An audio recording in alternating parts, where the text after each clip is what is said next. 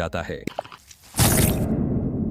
शुरुआत में हमें समुंदर में कुछ अजीबों गरीब क्रिचर निकलकर शहर की तरफ बढ़ते हुए दिखाया जाता है। इन क्रिचर का नाम पैरासाइट्स दिया गया है। यहाँ से हमें एक आदमी को अपने कमरे में सोया हुआ दिखाया जाता है और उनमें से एक पैरासाइट रेंगता हुआ उसके कान के अंदर चला जाता है। अंदर घुसने के बाद वो आदमी बहुत ही ज्यादा तड़पने लगता है, लेकिन कुछ ही देर के बाद वो फिर से सो जाता है। उसी रात में हमें एक लड़के को दिखाया जाता है जिसका नाम सींची था। वो रात को अपने कमरे में हेडफोन्स लगाकर सॉन्ग सुने जा रहा था। यहाँ पर भी वो पैरासाइट उसके कान में घुसने की बहुत कोशिश करता है, लेकिन उसकी कोशिशें नाकामयाब रह जाती हैं। इसीलिए अब वो उसके नाक के पास जाकर सींची को उसके फेस पर कुछ महसूस होने पर उसे लगता है कि वो एक कीड़ा है, इसीलिए वो उसे पकड़कर दूर फेंक देता है। सींची अब उसे मारने के लिए आगे बढ़ता है, लेकिन तभी वो पैरासाइट उसके हाथ पर काटकर उसके हाथ के अंदर ही घुस जाता है। उसकी मॉम के वहाँ पर आने के बाद वो अपने मॉम को भी इसके बारे में बताता है कि उसके हाथ में कुछ चला गया है, और उसका मॉम उसकी हाथ जब देखती हैं तो वो पूरी तरह से नॉर्मल होता है। यहाँ से हमें मॉर्निंग का समय दिखाया जाता है, जहाँ पर सींची अपने घर डिनर के लिए अपने टेबल पर बैठा ही हुई तरफ हमें वही आदमी को दिखाया जाता है जिसके कान में वो पैरासाइट घुस गया था, यानी चला गया था। वो अपनी वाइफ के पास आता है और उसके ठीक सामने आकर अजीब तरह से अपना फेस को खोल देता है। उसका मुंह बहुत ही खौफनाक तरह का लग रहा था और वो काफी देखने में डरावना लग रहा था, और वो अपनी बीवी का पूरा सिर अपने मुंह में लेकर अपने मुंह को बंद कर लेता है। और ये सब के सब उसी पैरासाइट के वजह से हो रहा था जो पिछली रात उसके कान में चला गया था। इसके बाद हमें उसी लड़के यानी सींची को दिखाया जाता है जो कि तरह के हरकतें नोटिस करती है, और जब वो अपने क्लास में बैठा हुआ था तब उसके साथ बहुत ही कुछ अजीब होने लग गया था, जैसे कि उसके राइट वाले हाथ में बहुत ज्यादा पावर आ चुकी हो। वो अपने घर आकर अपने हाथ को काटने की कोशिश करने लगा था, लेकिन तभी अचानक से उसका हाथ मूव करने लग जाता है और उसे रोकने लग जाता है, और हम देख पाते हैं कि उसका हाथ एक क्रिचर में बदल चुका है और वो क्रिचर सींची से बातें भी करना शुरू कर देता है। इवन वो उसकी बुक्स भी पढ़ने लग जाता है और उसका लैपटॉप भी यूज किया करता था, क्योंकि वो इंसानों के बारे में जानने की कोशिश कर रहा था कि कैसे इंसान इस धरती पर सरवाइव कर रहे हैं और क्या क्या करते हैं। जब इसने सींची के बॉडी में घुसने की कोशिश की थी तब सींची ने आगे जाने से रोक लिया था, इसीलिए अब ये क्रीचर राइट हैंड में था और वो बस उसी हाथ को कंट्रोल कर पा रहा था। ये अपना नाम मिकी बताता है और उससे कहने लगता है कि तुम प्लीज मुझे कभी मत काटना और मैं तुम्हें कुछ नहीं कहूंगा, तुम मेरे होस्ट हो। यहाँ से अब सींची और मिकी धीरे धीरे दोस्ती की ओर बढ़ने लगे थे, लेकिन बाकी के सभी लोग जिन्हें पैरासाइट्स ने अपने कंट्रोल में लिया था वे सभी पूरे शहर में बहुत ही ज्यादा तबाही मचाए जा रहे थे, और यही नहीं बल्कि वो इंसानों को मारकर खाए जा रहे थे। इधर मिकी सींची को खींचकर एक रेस्टोरेंट की तरफ लेकर जाने लगता है। वहाँ पर भी बहुत सारे इन्फेक्टेड लोग यानी पैरासाइट्स इंसानों का गोश्त खा रहे होते हैं। वो सींची को देखते हैं तो उन्हें लगता है कि ये भी इन्फेक्टेड है, इसीलिए उसे भी गोश्त देते हैं खाने के लिए। लेकिन जब उन्हें पता चलता है कि ये तो पूरी तरह से इन्फेक्टेड नहीं हुआ बल्कि अभी भी ये इंसान है, तो उसे ही मारने के लिए आगे बढ़ने लगते हैं। लेकिन मिकी पहले ही उसे मार गिराता है और सींची को बचा लेता है, क्योंकि अगर सींची मारा जाता